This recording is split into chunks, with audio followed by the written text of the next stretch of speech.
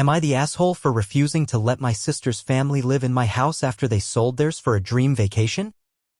So, I, 32 male, own a modest 3-bedroom house that I've been paying off for the last 10 years. It's nothing fancy, but it's mine and I'm proud of it.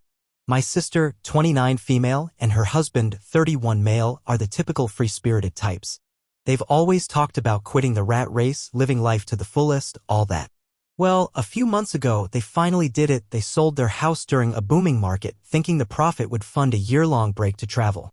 They believed they could stretch the money by traveling cheaply, staying in hostels or Airbnbs, and getting by with occasional odd jobs.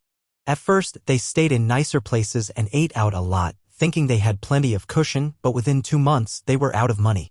They underestimated how quickly expenses would pile up, especially with 2 young kids, 7 female and 5 male, to feed and care for. Now that their funds are drained, they've decided to stop full-time travel but don't want to settle down yet. Instead, they asked to live with me, rent-free, for the next 10 months while they figure things out.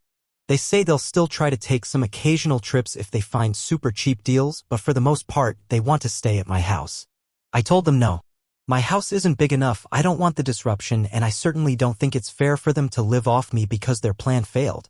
I offered to help them find an affordable rental or even cover part of their expenses for a couple of months so they could get back on their feet, but that wasn't enough.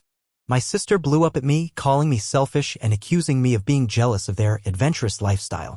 To make it worse, my parents are siding with her, saying that family should help family and that I'm being too rigid. The thing is, my parents live in a small apartment and can't take in my sister's family, which is probably why they're pushing it on me. They say I don't understand the value of experiences, and that I should be more supportive.